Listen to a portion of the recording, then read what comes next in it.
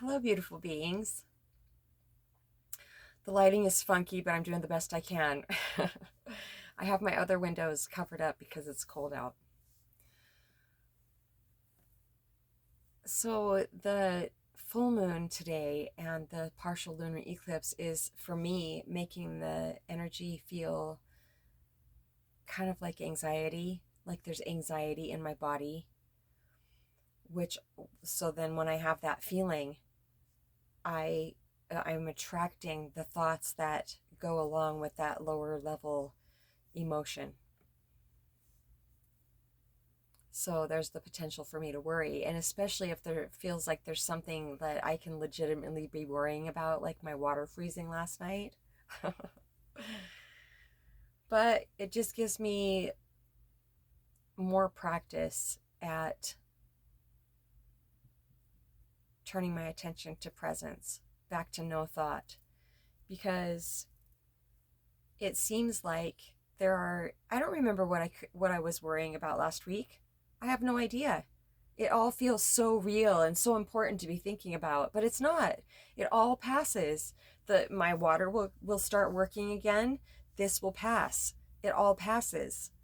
So I'm remembering that, and also I'm getting a lot better at when there is this feeling of anxiety in my body, which I don't have hardly ever. So then that makes it feel even more scary.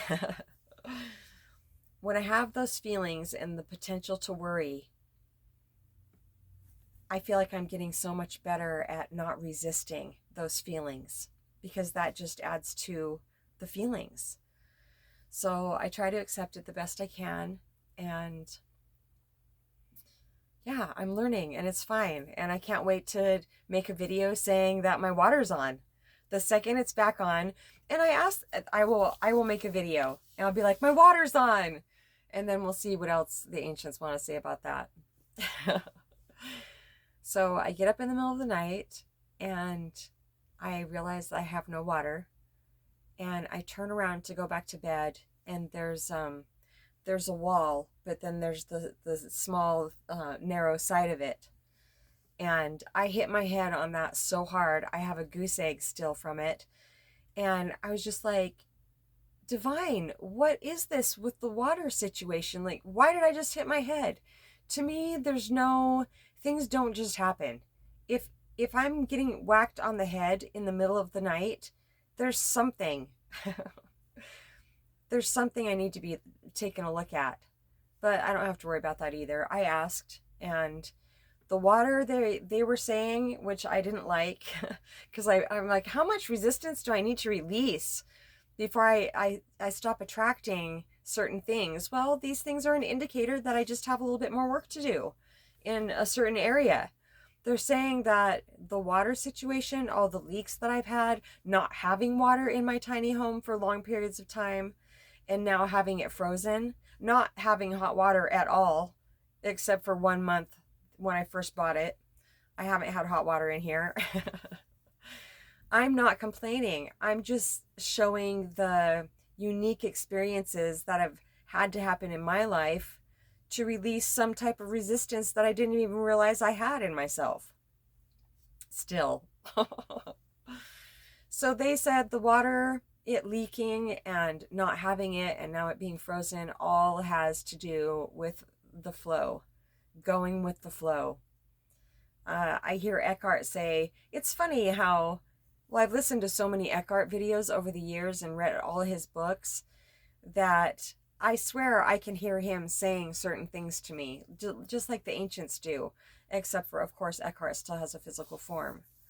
What were you just saying?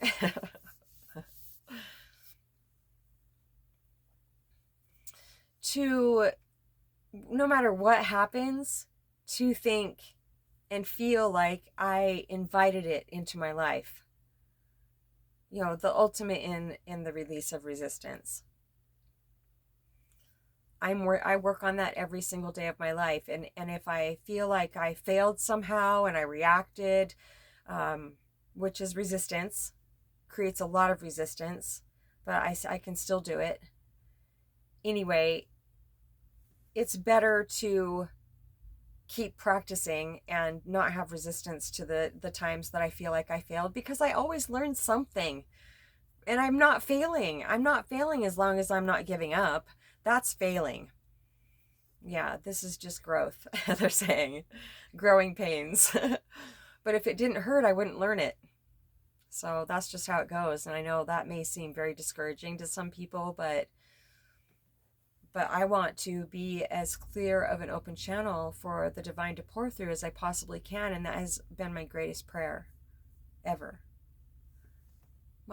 Some amazing family members went to go get my blue board so we can skirt my my tiny home today, and get my water back on.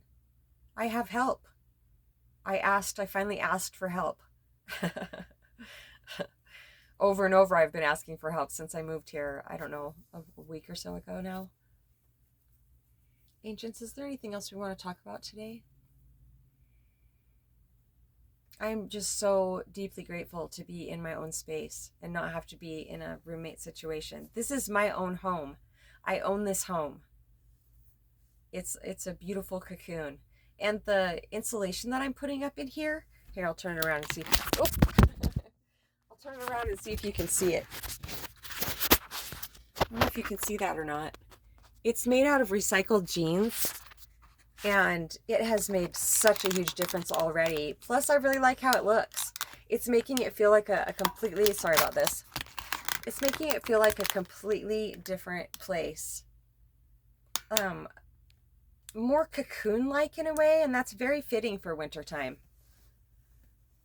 Yeah, and there's just so much sunshine. And I know there will be off and on. One of my biggest worries was having my windows covered with the Reflexics and not being able to see out, but it's working out great. I just take it off of one or two windows here at the front where all the sunshine is, and wipe my windows down because there was ice on the other side, and then it warms up and I don't want mold in my fixtures, so I make sure and wipe those down.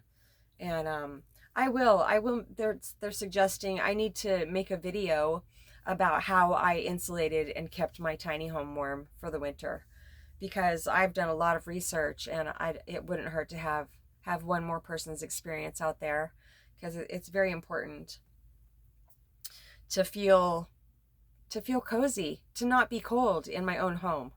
Last night I was sitting there reading with Doozer, and my nose was cold, and I was just like, my nose doesn't have to be cold.